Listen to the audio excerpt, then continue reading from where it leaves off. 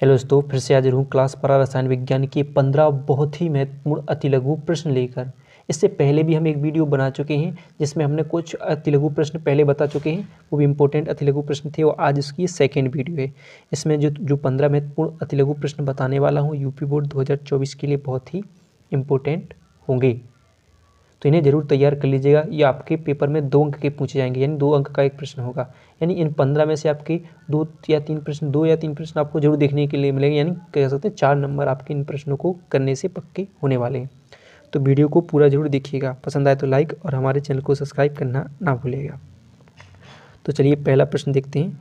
प्रश्न नंबर 1 है, द्विदंतुर और उभयदंतुर लिगेंड से क्या तात्पर्य है, प्रत्येक का एक उदाहरण दीजिए। तो सबसे पहले देखिए द्विदंतु लिगेंड क्या होती हैं। तो बे लिगेंड जिनके पास 2 दाता परमाणु होते हैं, ये 2 इलेक्ट्रॉन युग्म धातु आयनों को प्रदान करते हैं, द्विदंतु लिगेंड कहलाते हैं। उदाहरण के लिए जैसी बात की एथिलीन, डाइएमीन, ऑक्जिलेट आयन आदि ये क्या होते हैं, आपके द्विदंतु लिगेंड होते हैं।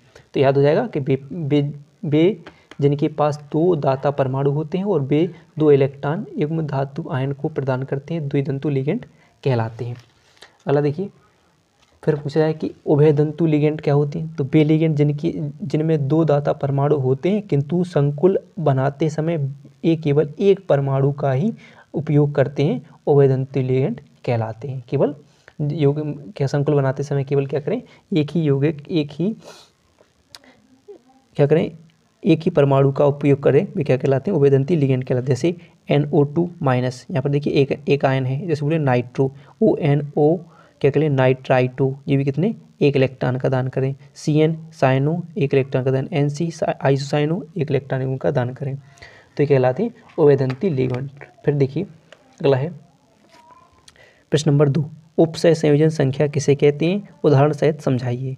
तो धातु आयन से जुड़े दाता परमाणुओं की संख्या उपसय संयोजन संख्या कहलाती है। यहाँ पर देखिए जैसे धातु आयन है और ये जुड़े लिगेंड और उससे जुड़ी ये परमाणु संख्या, ये क्या हुई, ये संख्या क्या कहलाती है, 4 है। यहाँ पर क्या कहलाता है, उपसय संयोजन संख्या कहलाती है। अगर बात की जाए एक उदाहरण की, तो जैसे यहाँ पर लिखा है देखो CuNH3 अभी के जो ब्रैकेट बंद SO4 संकुल में Cu की ऑक्सीकरण संख्या निकालें, वही सब क्या कहलाएगी, आपकी ऑक्सीकरण उसका उदाहरण हो जाएगा। तो जिसकी निकालनी उसे क्या मान लेंगे हम, X।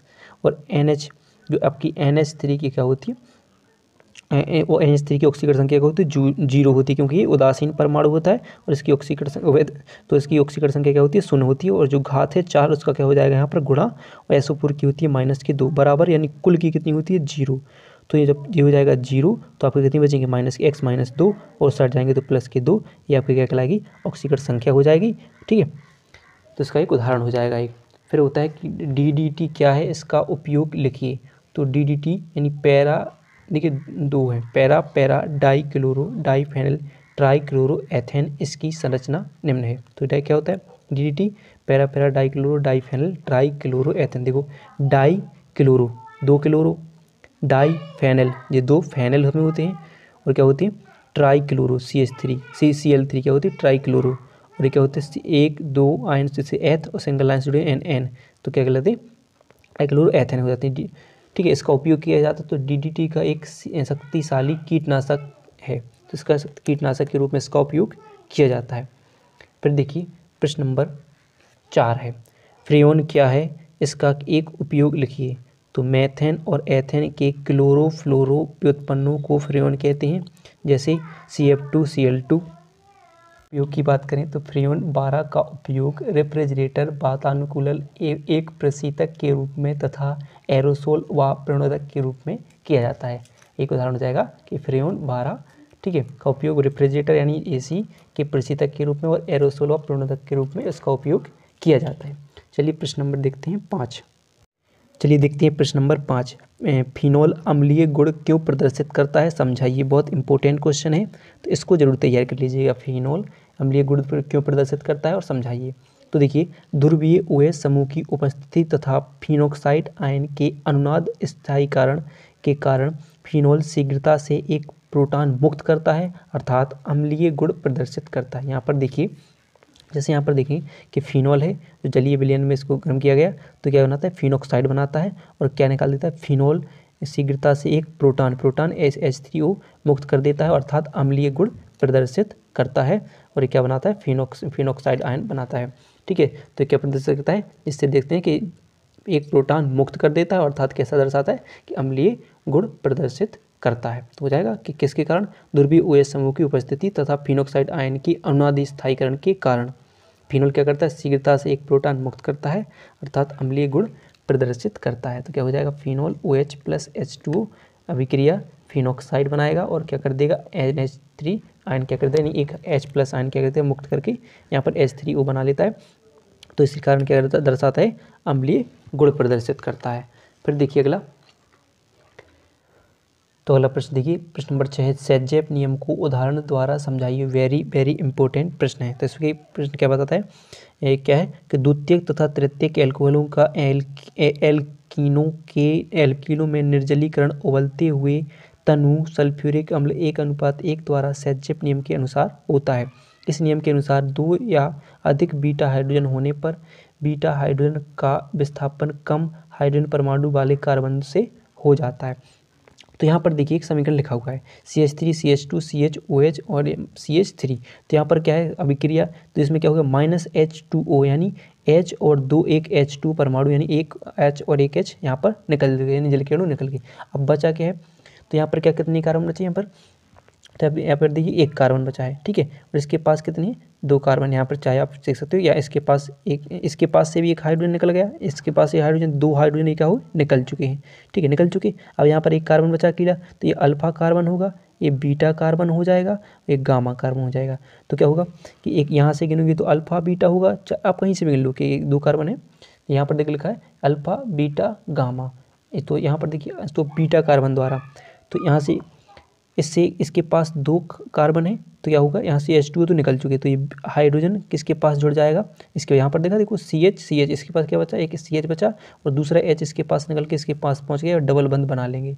तो ये हो क्या बन जाएगा, 2 ब्यूटीन, यानी मुख्य उत्पाद, और सेम इसी प्रकार द्वारा CH3 CH2 CH CH3 CH2 CH double bond, यानी इससे क्या हुआ, फिर दोबारा क्या इससे विस्थापित करके यहाँ पर लिख लिया, इसके पास डबल बॉन्ड बना लेंगे, बस विस्थापित करते जाइएगा, कम हाइड्रोजन परमाणु के, कम कार्बन के पास क्या जुड़ जाएगा, एक हाइड्रोजन विस्थापित हो जाएगा, अधिक से कम की ओर एक हाइड्रोजन चला जाएगा। ठीक है, तो इस प्रकार ये द्वितीय उत्पाद अपना 1 ब्यूटेन प्राप्त हो जाएगा। ठीक है, ये सेजेप का नियम होता है, सिंपल सा नियम है बस है।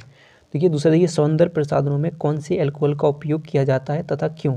तो सौंदर्य प्रसाधनों के लिए एथिल अल्कोहल C2H5OH का उपयोग किया जाता है। क्यों किया जाता है, क्योंकि यह एक अच्छा विलायक है तथा उदासीन प्रकृति होने के साथ साथ यह विषैला भी नहीं होता है, सबसे सिंपल बात।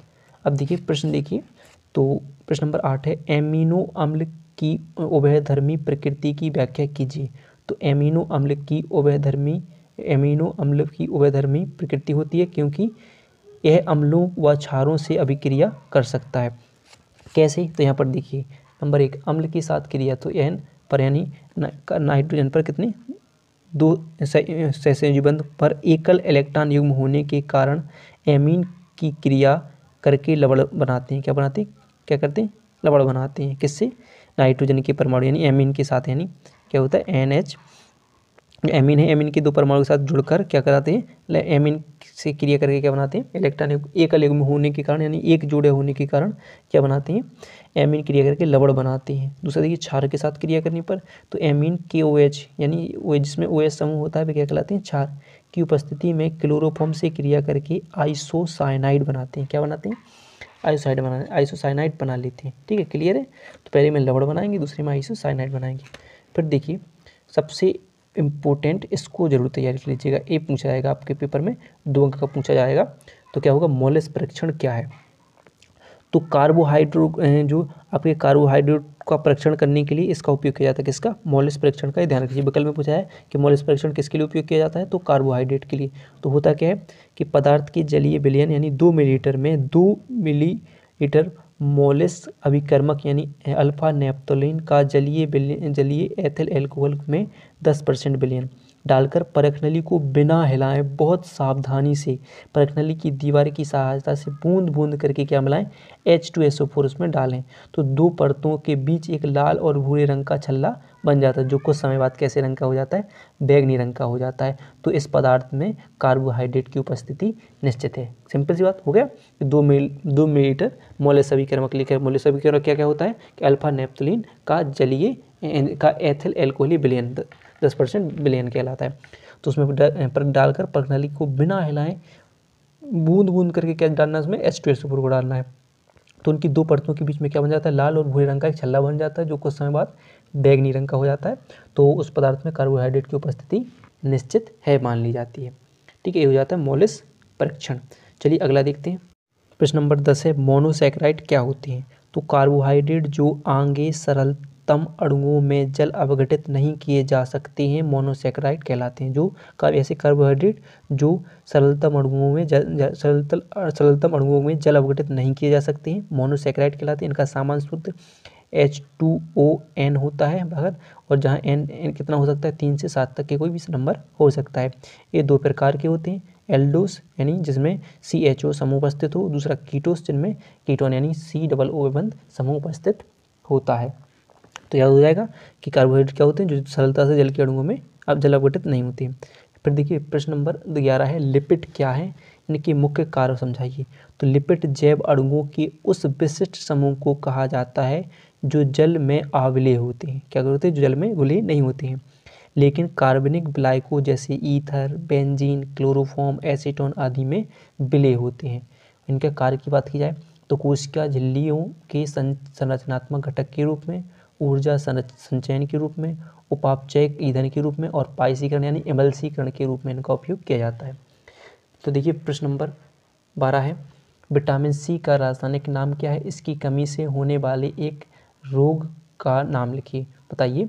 तो विटामिन सी का नाम एस्कर्बिक अम्ल होता है, इसकी कमी से एस्कर्बी होता है। और कोई भी विटामिन, जैसे और विटामिन ए की बात की जाए तो विटामिन ए से कौन सा रोग होता है, रतौंधी होता है। ठीक है, विटामिन ए से रतौंधी, और बी से बेरी होता है, और बी को कई भागों में बांटा गया है, B1 B6। ठीक है, बेरी होता है। ठीक है, इसका ठीक है, तो रतौंधी हो जाता है, रेटिनॉल कह सकते हैं इसे, रेटिनॉल इसका रासायनिक नाम हो जाता है। ठीक है, अगर वीडियो पसंद आई हो तो वीडियो को लाइक और चैनल को सब्सक्राइब करना ना भूलिएगा।